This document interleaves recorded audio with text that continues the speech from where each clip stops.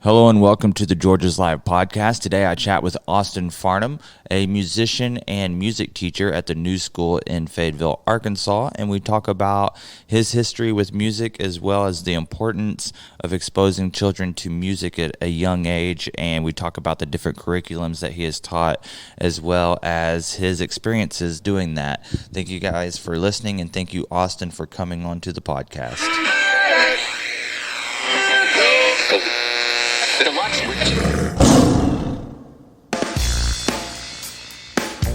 Welcome to the Georgia's Live podcast, the official podcast of Georgia's Majestic Lounge, a music venue located in Fayetteville, Arkansas.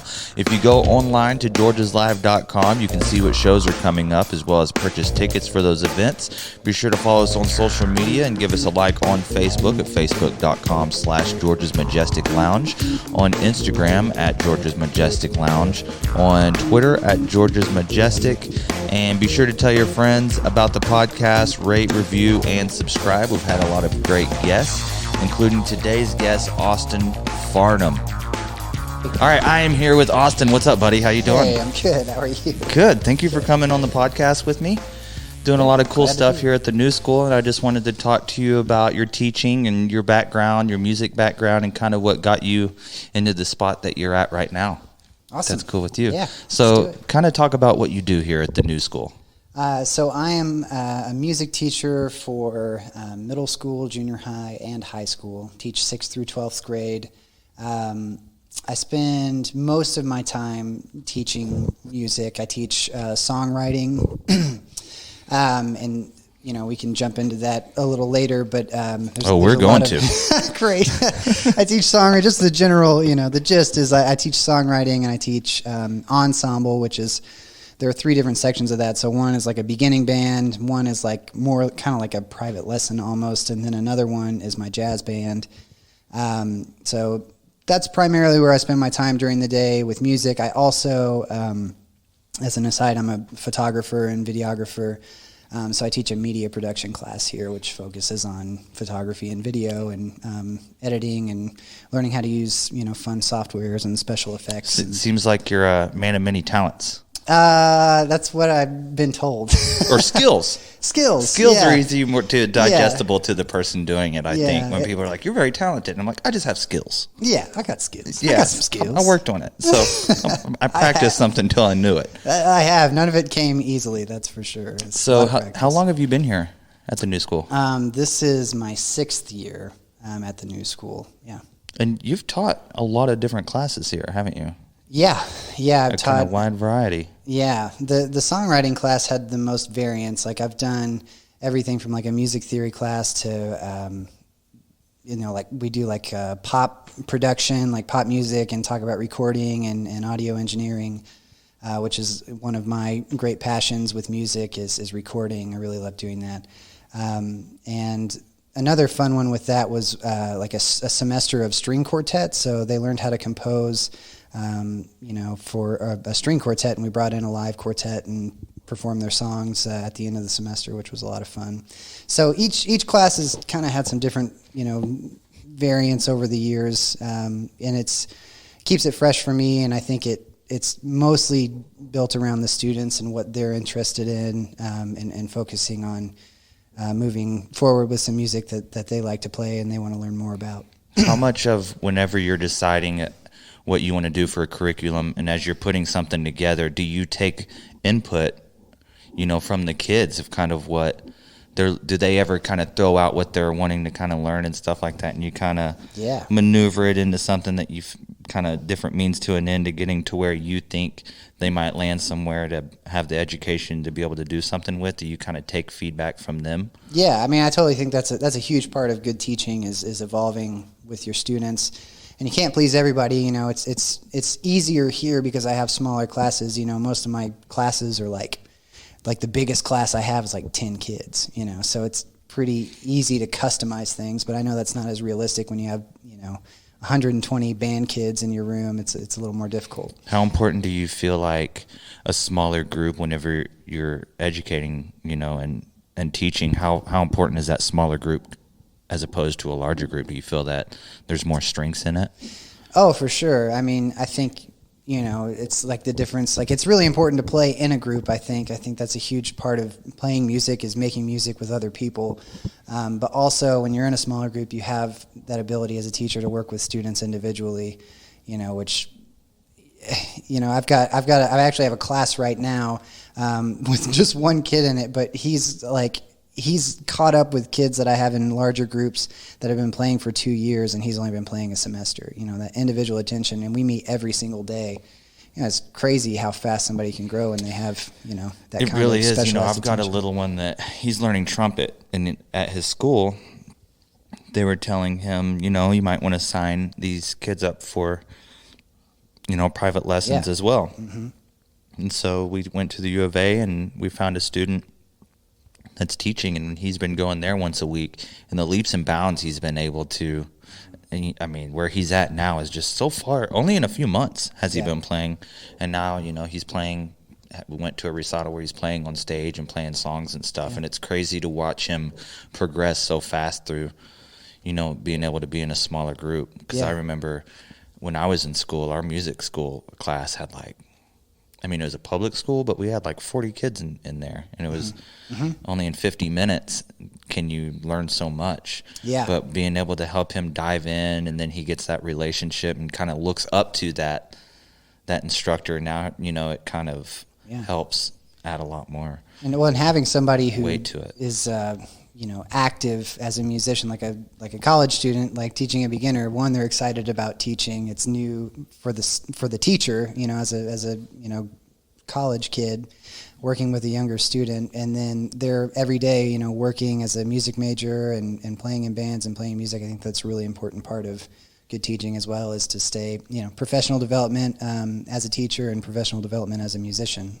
So you feel like music kind of helps develop a child into an adult and helps teach them skills too?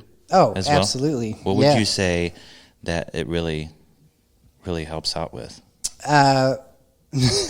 Organization, and these are the goals, but because I play with some people that are not organized. Right? I'm the organizer. I have to organize them, but that's okay.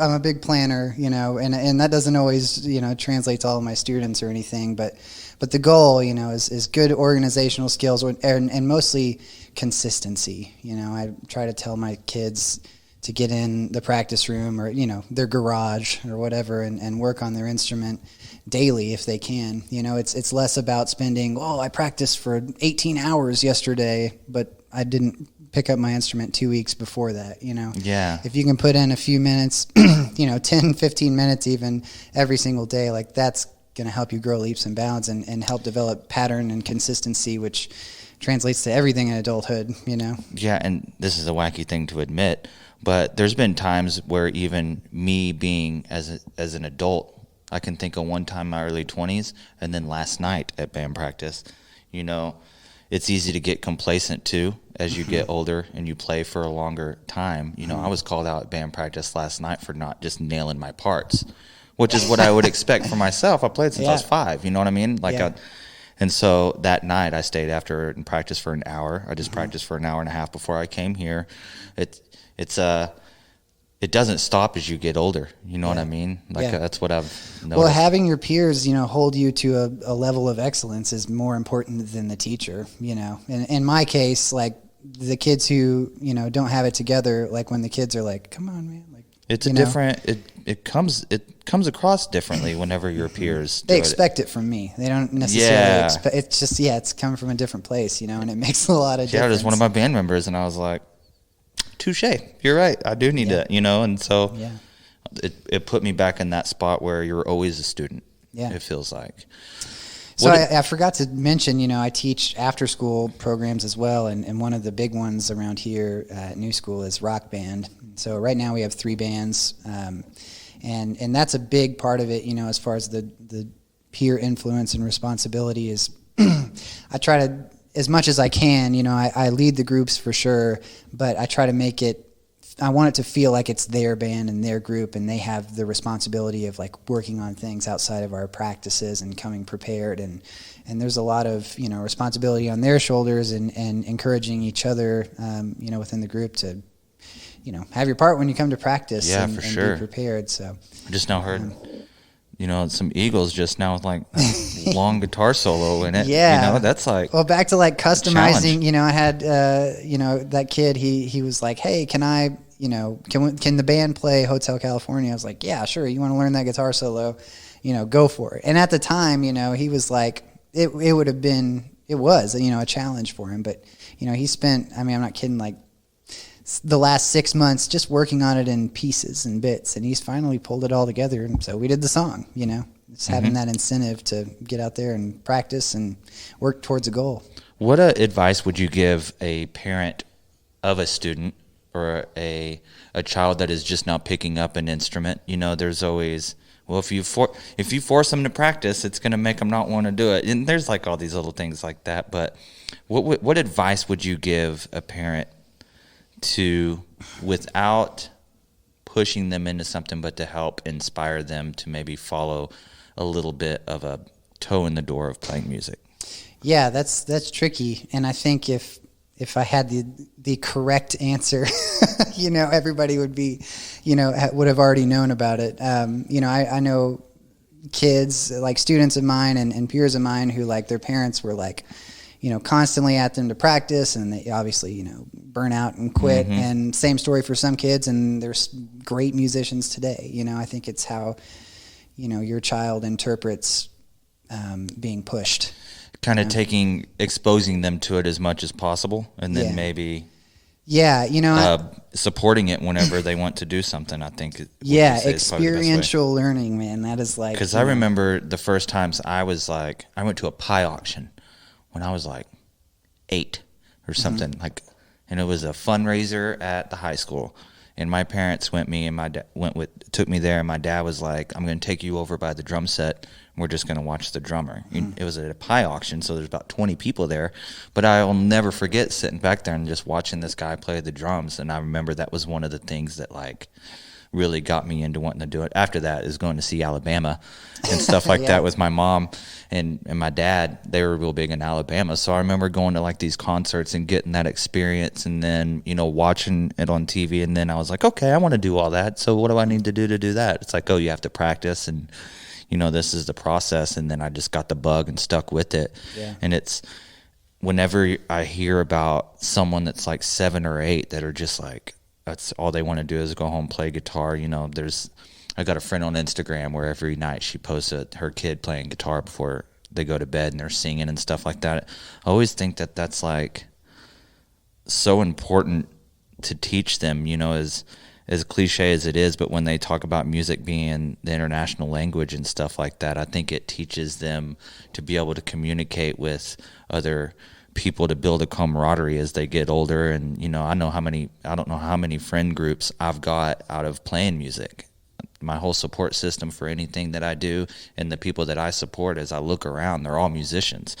So I think it helps build like you're saying, like a drive and a common interest that allows people to kind of come together and be able to, I'm trying to think of the right way to saying it, kind of, nothing beats writing a song with one of your friends. You know what I mean? Yeah. Even if it's not, depends on what other people get out of it. I think having to sit down and you play with a few buddies and then you start making music together, I think that's like one of the coolest things, because then it gives yourself so much confidence that you were able to build something from nothing. Mm-hmm. That I think that confidence, you're able to take that and to put it into other things. And it's yours. And it's yours. Special. You want to share it. For sure. And then especially if you figure out how to use that confidence as, like front man on stage, going like that's confident in their abilities and stuff like that. Not an ego, but it builds that confidence that you need to be able to perform. Yeah. And I just think I think the world of like educators like yourself, because, whenever, especially, and I guess I'm just talking you up to your face, but as you had a variety of things that you're into, you know, as kids are around and they kind of pick up on that. They listen to everything. They're a sponge, you know, so it teaches them that they could be interested in multiple things and try different things and stuff like that. And, you know, consistently seeing that over and over, I think that builds more of a rounded individual that's able to do the things that they want to do through their passions to be able to achieve their own goals. Yeah. So I commend you for that, man. I think that's super awesome. How do you feel the new school and with your curriculum, it kind of sets you apart from a lot of what other curriculums? What kind of things? It can be anything, you know, from even semester to semester. But I think because of the size of the classrooms, you know, in the school, like and this goes for pretty much every class. You know, there are definitely some classes that are larger than what I have, but you know, I can, like I said, specifically tailor it to a very small group and their interests. And when you can do that, I mean, you know, when I can take songwriting and make it your favorite genre of music, you know, and not have to stick to like some like rigid plan for everyone, and I can individualize it. Like those kids go home and they write music, you know, just for fun, just because like, hey, I was working on this song and like I made this beat or I made this chord progression. I want you to check it out, you know, and it's completely, you know, inspired by music that they listen to and that they can relate to. And that makes all the difference. Like my rock bands, one of them, you know, they learned a million songs. I mean,